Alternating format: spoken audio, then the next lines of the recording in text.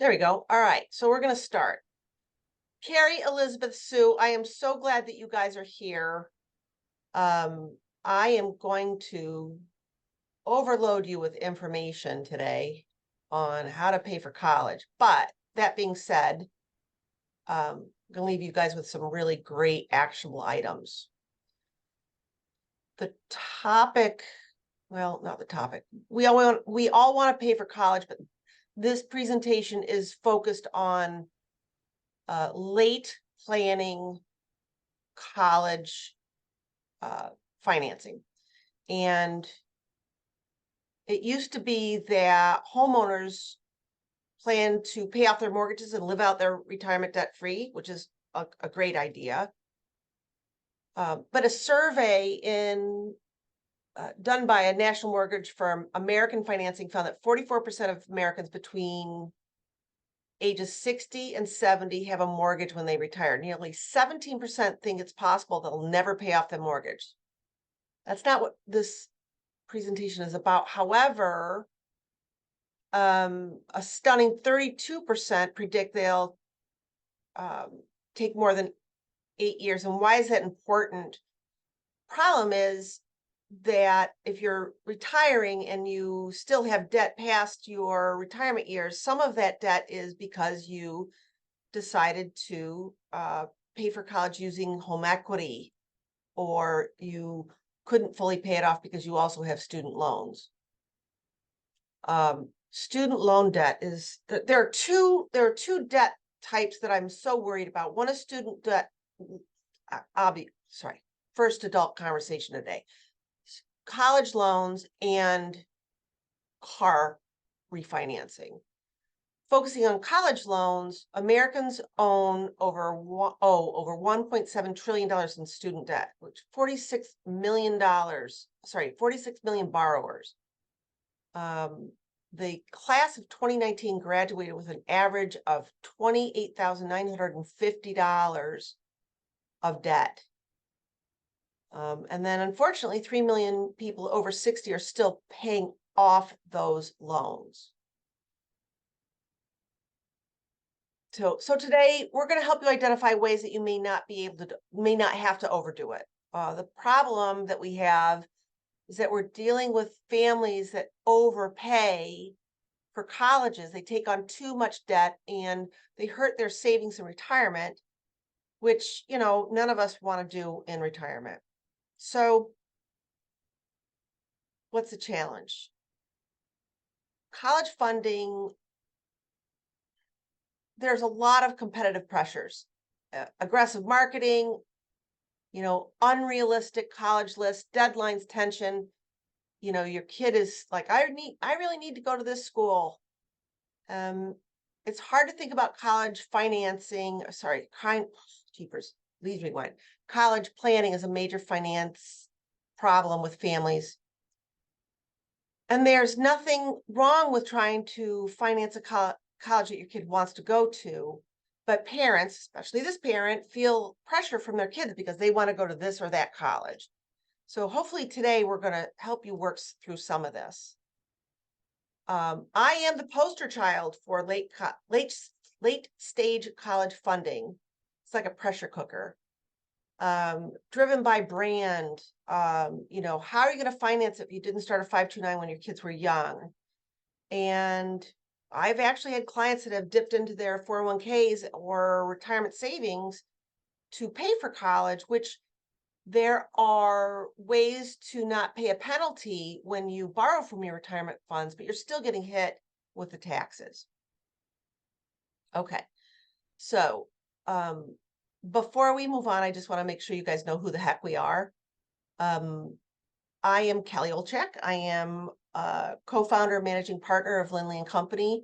We manage the finances for a handful of families in our area. We are happily 100% woman-owned, registered investment advisors in the Bushnell Basin area.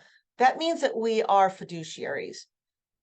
Joining me today is Chaz Miller, our operations manager, as well as my partner, co-founder, and chief compliance officer, Becky Gillette.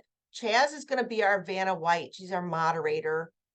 So she's going to help us with the chat function at the bottom of your screen. You're going to see like a little area where you can click on chat. So if you've got a question, put it there, and Chaz is going to help me remember that you're there and answer your questions. Today, we only have one polling question, and we are going to use a survey today and for the first time. And the reason is because we're going to really give you a lot of information. And the survey at the end is really helpful to understand if we need to help you in a particular area that you want to know more about after we can come back to you. Also, at the bottom of your screen, you're going to see a little button that says resources. And in there are our documents, our handouts under the tab document. There are two handouts. One is 6 factors that predict the student's college success. And the other one is really helpful, 2023 key college funding data. If you don't download these files now, we are recording this, so you'll be able to go back and get that. We're going to send you a follow-up email. There's also in that resources area a tab called links that will help you with some of the data that we're using to share areas where you can do your own homework. Okay, so why are we going to talk about late stage college funding? We as a firm believe in educating not just our clients, but our community. And this one area, helping people understand how to pay for college without putting their retirement risk, is a biggie. Okay, so with that in mind, here's what we're going to cover. We're going to help you understand how to set your family up for success. So you hopefully will know more about not making poor decisions that could ripple for a long time. Yeah, your kid can go to a great college, but let's do it without saddling you with undue debt. And I can assure you this is not a sales presentation. This is specifically education. So feel free afterwards if there's something here that you guys want to know more about. And I know all 3 of you wonderful women know that I can be available to answer questions. And I just want to make sure that we don't make big boo-boos. Okay, so here's the only polling question that we're going to have today, and it's going to set us up. Chaz, thank you. So if you guys could chime in on this, this will help us later. And then Chaz, once this is ready, we'll just share with everybody what the feedback is.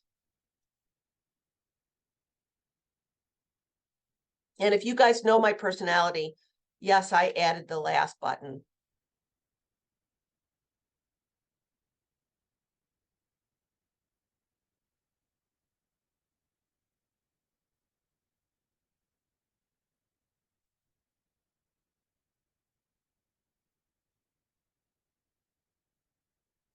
How are we doing on that, Chaz? We are good. I'm going to end that. Thank you. Can you Everybody share the here. feedback if we have any? Awesome. Sure can. Oh my God, Chaz, look at the last one. It's great. I have no flipping idea. That's why I'm here. Okay, I just want you to know I am the poster child for this. I didn't either. Thank you very, very much for that feedback. Okay. The one thing I'm trying to accomplish with this presentation is I don't want you to think that things are hopeless. The fact that you're here right now is, we're going to try and help you get ready to tackle these issues. And know that everybody is different. When we're done here, I hope that you'll feel less worried about how to make this happen.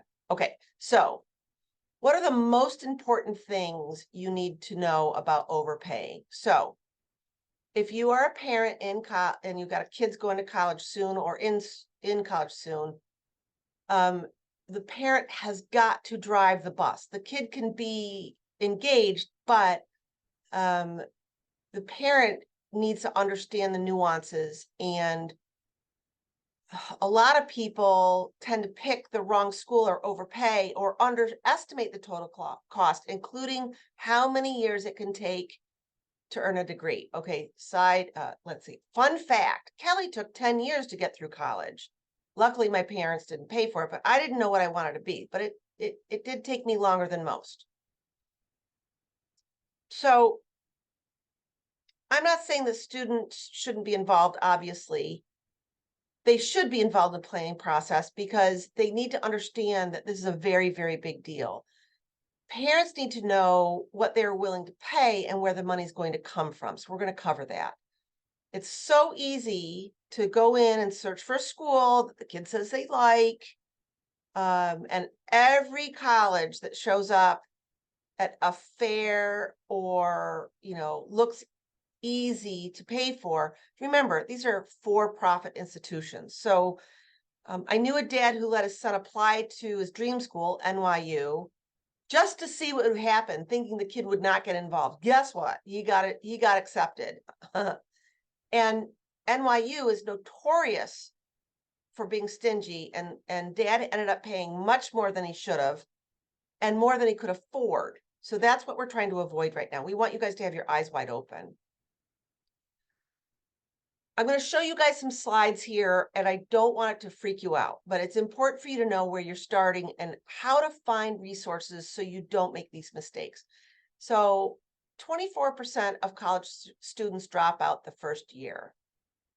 9% of freshmen transfer in their sophomore year. College dropouts are four times more likely to default on their loans than the kids that graduate.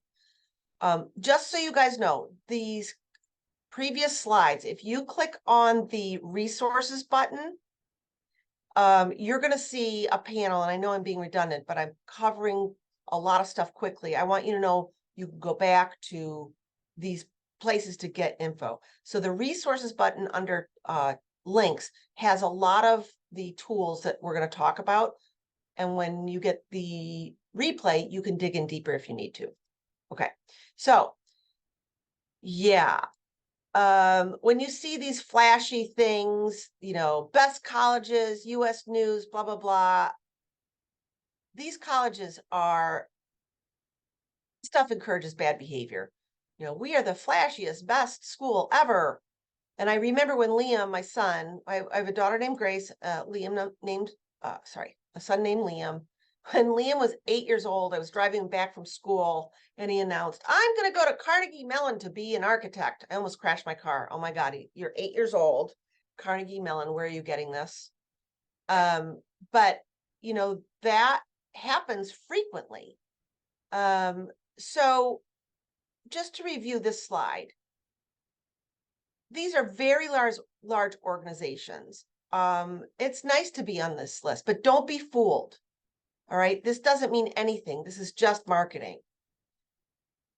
Okay. Also, I want to encourage you guys to raise your hands if I am going too fast, because I have like 84 slides. So I want to get us out of here in an hour. Okay, so can I get my kid to college without blowing my savings?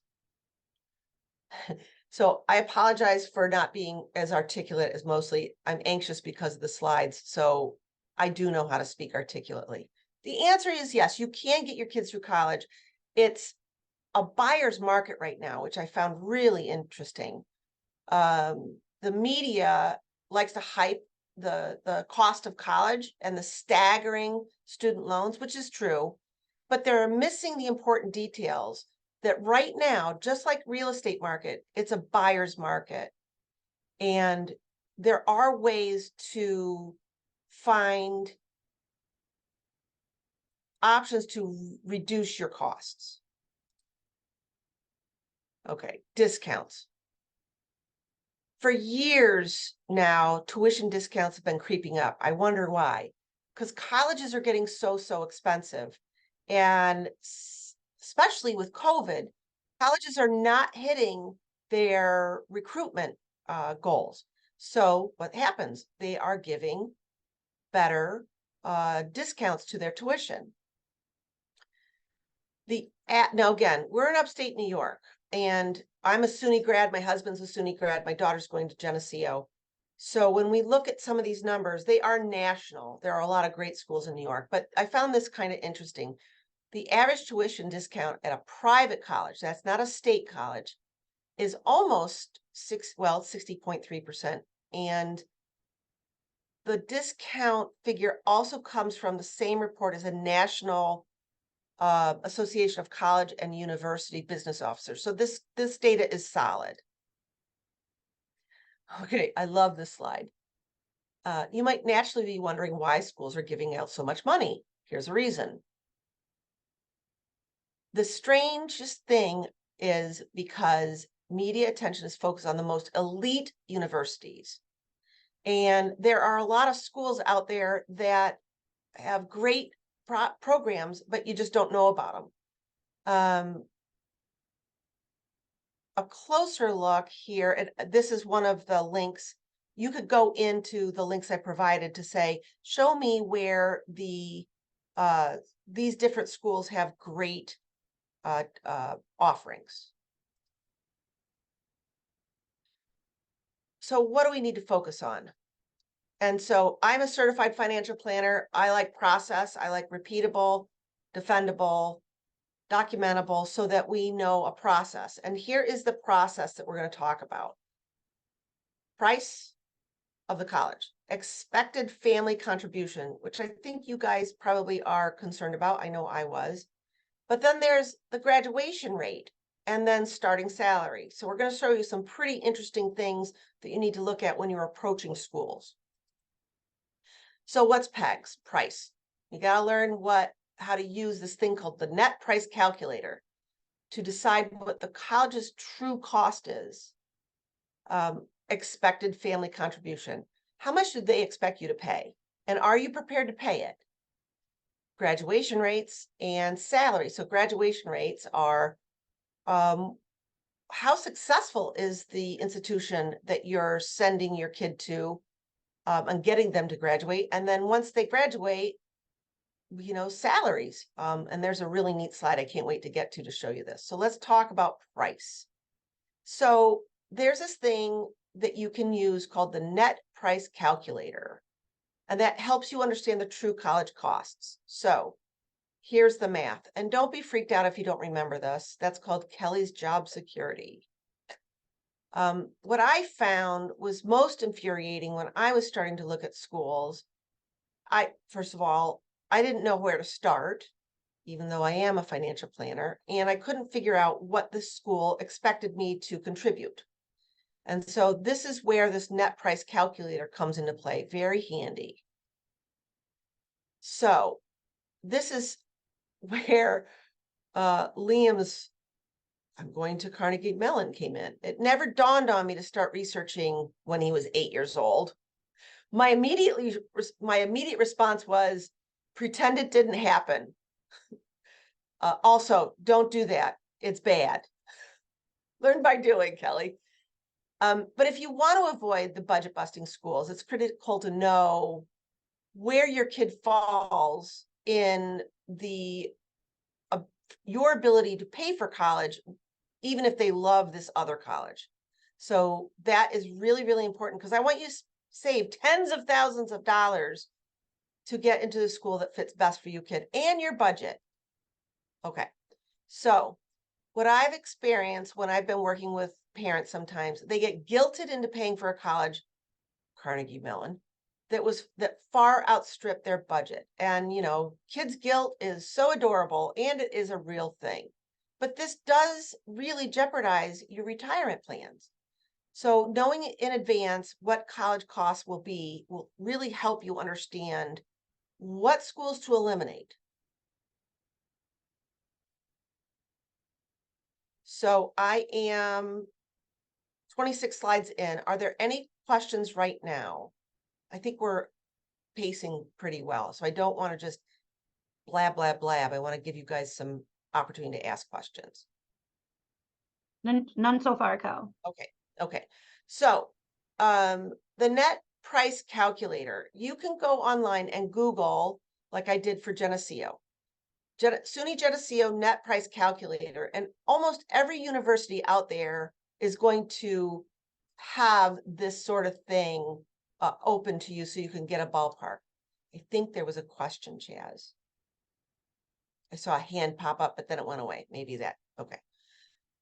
So you're going to need your tax return and your latest non-retirement investment account statements. Okay, so a couple things. I know on this webinar, we have some business owners, and I know all three of you, and I know you have retirement savings. So before you get freaked out, a couple things that we're going to talk about more than once. Your retirement savings are not included mostly, and your home equity is not included also. And if you do have non-retirement investments, not all of that is considered. Okay. So I like to get there, even though we're going to talk about it later, because you guys might be hyperventilating. So we want to play detective when using these calculators, because there are variables. You should use these to handle, expectations and understand, is there a specific award that an institution can provide? What kind of grade point averages these schools look at? I know that both my kids took their SATs twice. That helps a lot.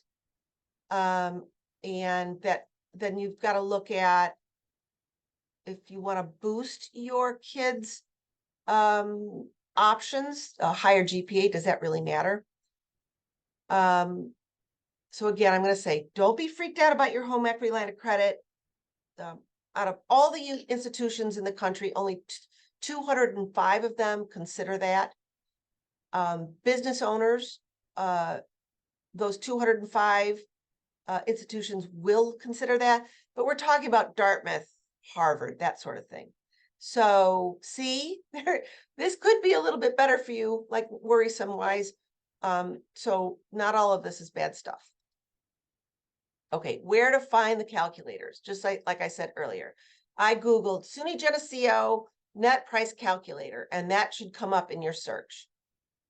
Okay, now, very big deal. Be aware of bad price calculators, because the ones that are quick stink. The weakest calculators rely on federal templates, but they don't dig in. If the questions are short, don't rely on that. It's gotta hurt. It's a long process, okay? Meaning you need to roll up your sleeves and plug in a lot of numbers. The federal calculators are only meant to provide personalized cost estimates to the families that are seeking need-based aid, which many of us have, okay? They do not consider merit scholarships. If you get to a calculator, it looks like this, do not use it. They are using the federal guidelines. Okay, this was a biggie for me, and probably for you guys too. Expected family contribution. So how much do they expect you to contribute? So what goes into the calculation? So the expected family contribution is a dollar figure that represents what your financial aid formula will be for your household. It's based on a couple things: your income, non-retirement money, any educational accounts you might have, like 529s, the size of your household, marital status, if you're divorced or not, and the number of students you have in college. And I'm going to show you a couple quick case studies so you can kind of compartmentalize this to understand it better. The expected family contribution, or EFC, will give you a good idea of whether you qualify for needs-based aid or if you should be looking to schools for merit scholarships. And what this does is it helps you go shopping for college. It can be tricky, but it's a good place to start. Okay. There are two formulas. There is the federal formula, which asks you to fill out something called FAFSA, F-A-F-S-A.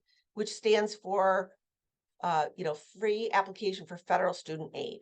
Then there's this other formula called CSS, and that is the um, foofy, Harvard, Dartmouth profile, and they're only like 205 universities and institutions that use this profile.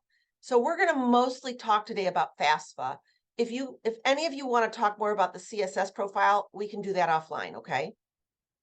All right, here we go. So it is really important for you to fill out the FAFSA as soon as you are able to. And what does that mean? So to qualify for any federal, state, or institutional aid, again, we're not talking about those 205 higher education groups. We're looking at the FAFSA.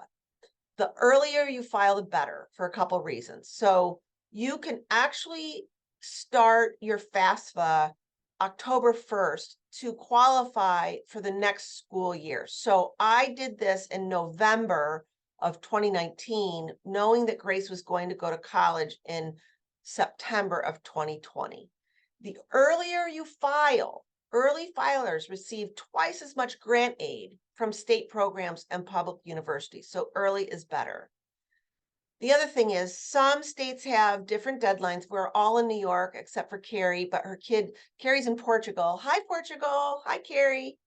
But her son is going to school in New York. So at least all three of us are looking at least New York, maybe. But I know Elizabeth and you guys Sue, you are in New York. And money can run out again as soon as possible. What that means is merit scholarships. There's only so much in that bucket. Okay, so what does EFC mean? I'm going to show you some math, and I joke about this. I'm terrible at math. I know I'm a financial advisor, but I always use a calculator. The lower your EFC, the more you are eligible for. That means you have no ability to pay for anything. Whereas if you have a higher EFC, they are expecting you to participate and contribute. So as I said earlier, get in early. And you can, even when your kid is a sophomore or a freshman in high school, you can still run your EFC. Your FAFSA won't make a difference that early, but at least you can start doing your homework. Okay, so another thing to know is I can help you generate that EFC using both methodologies if you need. Any questions so far? Okay, so Give me one sec, Cal. okay.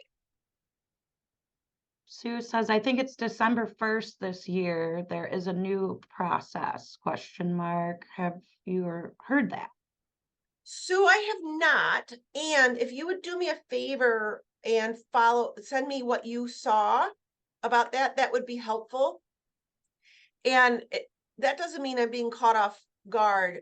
The reason I do know that these things are changing, earlier this year, the Secure Act was updated, different topic completely, but the guidance we got in February changed in July. So if you know something, please share it with us and I'll get it out to everyone.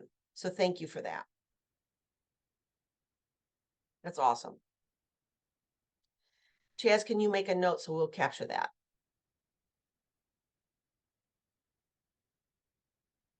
Okay, so here are some examples of two families. This family is a group of folks. They've got two kids. They don't have a lot of savings. They don't have a lot of gross income. And they are married and they have one kid heading to college and a younger sibling. Let's look at their results. Okay, so on the left-hand side is the majority of the results that you would get on the right-hand side. And I'm going to show this type of slide throughout because I don't want to discount that some of you guys might have kids that want to go to Dartmouth. I just want you to understand the methodologies between the two. So when this family filled out their FAFSA, their estimated family contribution was $3,479. That's how much they were expected to throw into funding college. Whereas on the right-hand side, if they wanted to go to a Dartmouth, they are considering the same assets, but they also consider this kid. Oh, I'm sorry, did that again. Their child had a maybe an UTMA, a kid, their own savings account, and so the higher institutions are considering the kid's contribution, whereas FAFSA does not. I think that's important because I like my kids to save money. All right. So in this example, the cost of a private school, 60,000. Parents are expected to, come up with 3,479 bucks, and the demonstrated financial need is 521 bucks. Okay. Now, here's a family with higher income and higher resources. Same scenario, first kid's going to school, second kid's still in high school. They have home equity. Now, again, don't freak out about this, but it's an example for the 205 higher institution environments.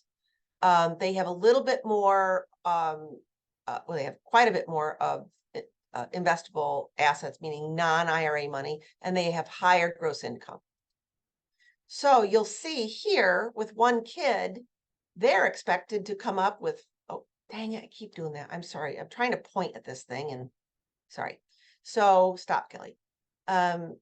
In the FAFSA side, on the left-hand side, again, they did not look at the kid to contribute any of their own personal savings, but the family is responsible to figure out how to add 50,319 to funding this school.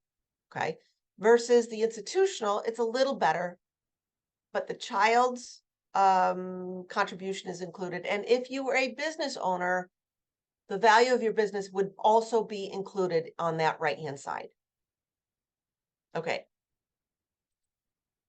Now, same family, second kid goes to school. Now the family contribution is reduced. So they are only expected to provide 25,949, and I'm using only as only. That's a lot of money. But for these colleges where the tuition is really high and you've got two kids, the family contribution is lowered. Questions on this? I've done this so many times that it seems simple to me. I don't want to gloss over any of this for you. Okay. No financial aid. So you can determine if your student would be eligible for need-based aid by subtracting your EFC from the school's price tag. So that's the net cost. So in this situation, the family's going to have to fund all of it. Now, the student could get merit scholarships from the university. We'll talk about that in a minute. So in this scenario, this is where the needs-based and or merit scholarship are eligible. The student would be eligible for $20,000 from the private school because the price of the institution far exceeds the family's EFC. As a practical manner, the family with the EFC this high would typically be looking at schools to provide generous merit scholarships. It would primarily be elite schools, though. So I just wanted to touch on that. The merit scholarships are far harder to get. Okay, strategies. So this goes to the family that did not have a lot of income or resources. So the first family with a smaller EFC should look at generous need-based financial aid as well as their own state schools, SUNY Geneseo. And this is why it's important to file your FAFSA as early as you can, because the students that do that tend to receive twice as much grant money from state uh, programs and state universities. And Sue, let me ask you a question. So I have the deadline of October 1st as the earliest date that you can apply for your FAFSA. The December deadline, is that just because you have there are new rules, or that's the new deadline? I apologize for not knowing that. Elizabeth shared just a minute ago here a link for the launch of the new FAFSA. And I'm just gonna see if I can copy and paste that to everybody. Okay, you do that, I'll keep going. So larger expected family contribution. You should look at private and state schools that give good merit aid. The most elite private universities tend to give very little to no merit because they have plenty of high net worth, high income students. Again, squeaky wheel, get your EFC as soon as possible on this one. Okay, the G in PEGS, graduation rate. This looks at the efficacy of these universities and schools and how many of their students graduate and how long it takes. Okay, so again, it took me 10 years to go to school. I did part-time a lot, but I've got 2 kids in, crossing my fingers, 4-year track. I know that a lot of us assume that our kids are going to graduate quickly, but you got to plan that they may not. So according to federal statistics, the 4-year graduation rate for private colleges and universities is 57%, and the school rate is 42%.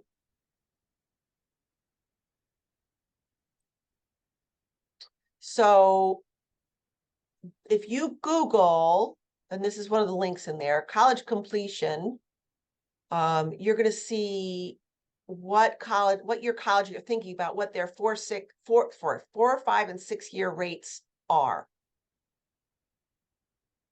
Can be pretty dramatic. Okay, so I'm using SUNY Geneseo because I am an alumni, but there was a slide. So I pay for some of these slides to do the research for us, and they had 2 schools in here, and it was like Princeton something else, and I'm like, no, let's just look at a regular school. We can always go back and look at a higher end school. But I found this really interesting because Geneseo, retention rate is very important, because like Gracie started in her freshman year in New Paltz thinking that she was going to love it and hated it, and then transferred to Geneseo. I will not tell her I told her so, but just so you know, I told her so. So what this slide really helps us with is how, what this retention rate is for these schools. This is just Geneseo, and then the ethnicity of the student body and how quickly they graduate. This link there's a link in our resource page, the college factual, that you guys can use, and it's really, really helpful. I will tell you, this slide deck was about 95 slides, and I cut out a lot of them because we got to get this done in 15 minutes. So if you want to know more about what those slides look like, I can share them with you later. Salary. Okay, out of all these topics, talk about return on investment. This section is so interesting. This goes back to Liam saying he wanted to go to Carnegie Mellon. Yeah, okay. So this is also in our links where you can go and click on, here's the school I think I want to go to versus the one that's, maybe more cost effective. So case study. And I want you to remember, some people pay 2 times more, and in this illustration is that example, they're paying 2 times more for a degree from 2 different institutions. Same engineering. So both of these schools have strong engineering programs. And what does the price mean? So in this, I've got a note here. If you extrapolate that are out of these the 4 years, the difference is $128,000 between the two of them. Okay, now watch this. So the kid went to get a job as an engineer at the Drexel University, and his starting salary was $71,700. Or he could have gone to the less expensive school and made starting salary of a little bit more, and you saved a lot more. Oh my God, when I saw this data, I almost threw up. Talk about return on investment. Go to New York Institute of Technology. Okay, so I think this slide speaks for itself. All right, so here's the nuts and bolts of this. In the interest of timing, I'm going to really consolidate these things because there are lots of ways to get college paid for. So this was where the bulk of the slides got cut. So how do you pay for college? All right, so there are 4 ways to pay for college. Grants. Grants do not need to be repaid. They are primarily needs-based. They are often granted from the state and federal level. Scholarship. They usually are awarded at the merit level, such as ethnicity, geographic location, athletics, and they can come from a variety of sources. Like you might have a foundation that, like at University of Rochester, I know I've got a friend who her husband passed away and he was a dentist. And so they have a scholarship that they award students to in his memory. I think most of us are going to look at federal and direct loans. That's certainly where most people get their loans from. There are 2 types of this: subsidized and unsubsidized. So what subsidized means is government pays interest. So these are direct loans to the student. Okay. Direct subsidized loans have a limit. They are awarded to the child. The government pays the interest while the child is enrolled, and it's needs based, and it's awarded every year. Unsubsidized is also for the direct loan for the student, but the interest starts growing the minute they apply for it, and there is no financial need required. Then there's federal loan called Direct Plus, and that's for parents. Now, a couple things. Every year, the government comes out and says, everybody that's in these 2 types of loans are going to pay the same amount of interest. So I made the mistake of applying for both semesters last year for Liam. And actually it worked out to my advantage because interest rates went up. But this year I only applied for 1 semester. So that's just something I learned. And again, we can always talk about that. Then there's also other ways to borrow, home equity, ag, and then private loans. All right, so about 2/3 of students pay for their college with the help of grants and scholarships. And this is where these 4 types of sources come from. Private scholarships, very low. Federal and state combined, and college at the college base, that I wouldn't go for. Personally, I wouldn't go for a private scholarship. Work study. This is very important. If you need help and your child gets a work study, the amount they get paid is not applied to the amount they're granted.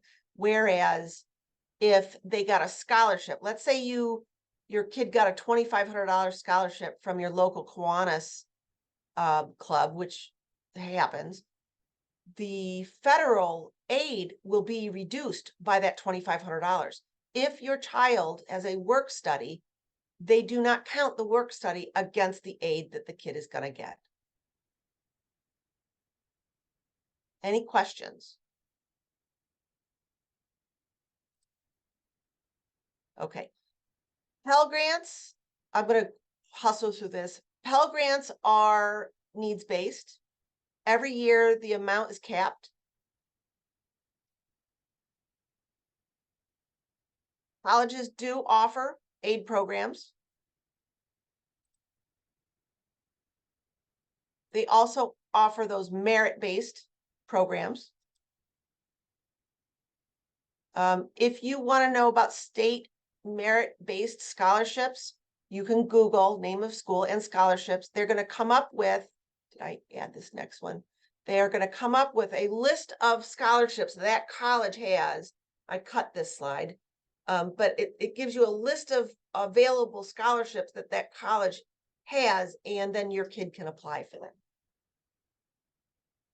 And again, those higher end schools don't have these kind of scholarships at the state level. They tend to be family granted.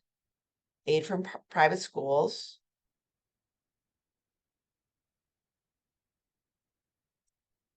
Okay, now, if you don't qualify for need-based aid and money is tight, the worst place for you to apply from a financial standpoint are the most highly ranked universities.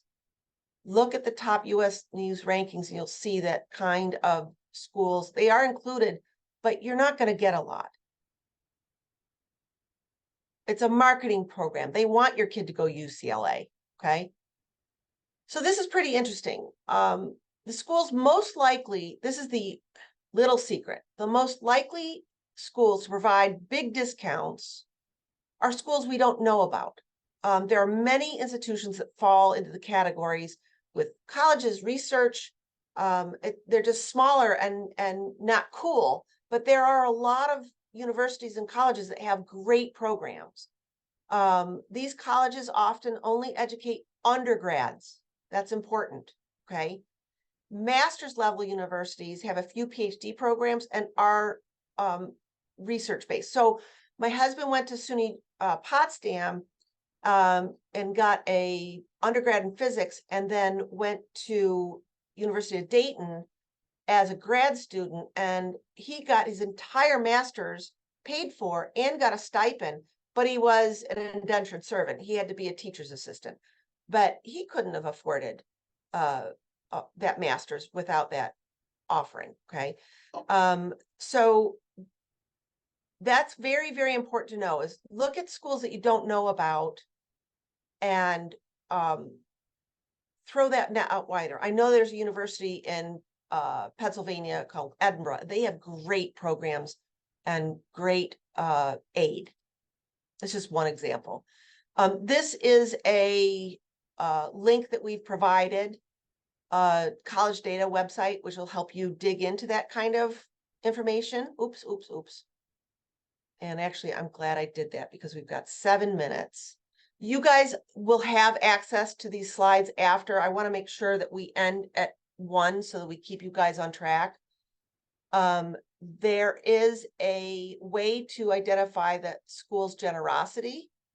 And this is collegedata.com. And this is one of those things where they share with you the need-based gift, merit-based gift. So I also have a super special invitation to a super special deep dive on this, which I can do where we parse out just these bits, the end bits that are really data driven. If you guys want to come back for that, let us know. That's part of the survey. Please finish the survey. Here are some examples of how you can find schools' financial section. And the data is pretty interesting. So with this school, the average, okay, I've never heard of Pomona College, but the average need-based award is $55,000, which is high. They don't give merit scholarships here, but the average non-need based is blank. That's really important. Okay, we talked about NYU. But here's an example of a college that does have a large merit-based offering. And I haven't heard of Beloit College either. And Beloit's average merit scholarship is $41,000, not too shabby. So we talked a little bit about private scholarship. I'm going to flip off this one. Beware of the financial aid trap. Okay, we talked about this a little bit, but students who win private scholarships are often surprised that that scholarship reduces their aid. Okay. We want to make sure that when you do your paperwork and you realize you're going to get something, if you have like a Kiwanis scholarship for $2,500, that's going to reduce your package. Yikes. My favorite slide. Lots of information. So let's just kind of review on what we covered. The thing we're trying to solve for is how to help you guys not overpay for college, not take too much on debt, not hurt your savings and your retirement plans, because people do borrow from them, even though they're not considered an aid, because we want you to retire comfortably. So the things you need to think about, you must lead the process. Higher education is a for-profit business, and right now it's a buyer's market.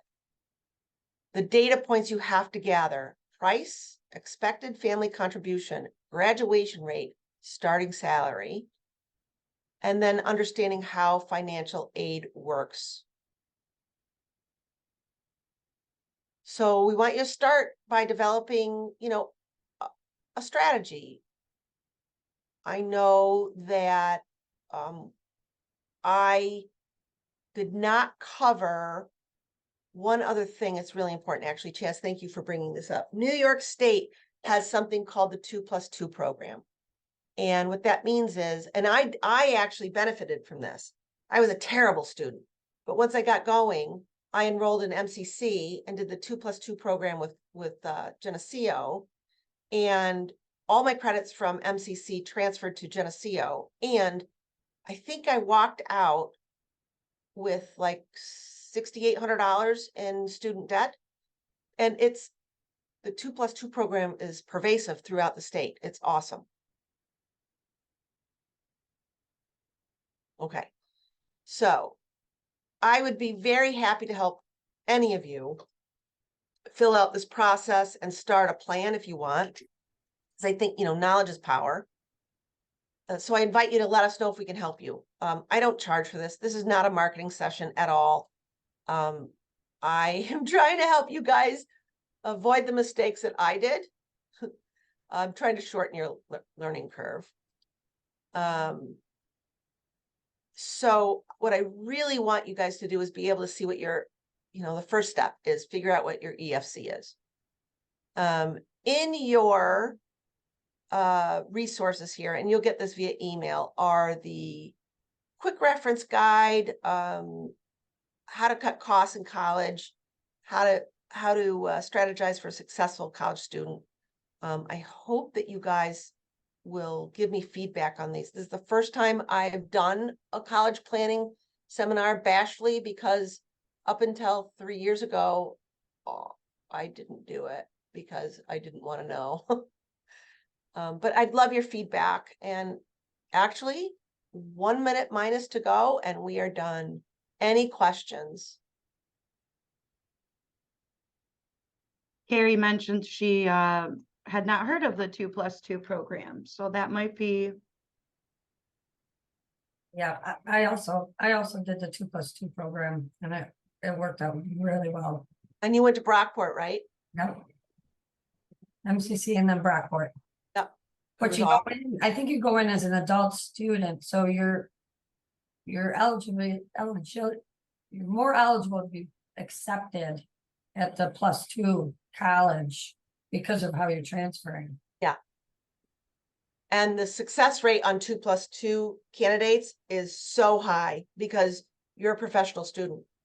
Anyhow, guys, if you guys could help us with the survey, and give us some feedback, that would be incredibly helpful because we want to know what we could help you with more. Also, I know I stammered through the beginning of this because I knew how much information we were trying to cover, and I really wanted to make sure we had a hard stop at one. So I was a little anxious about that, but any feedback you can give us, I would be really happy to hear. And thank you. Any follow-on questions? Anything else that we you might have questions about, or what we could do better? Perry, I will send you info about that.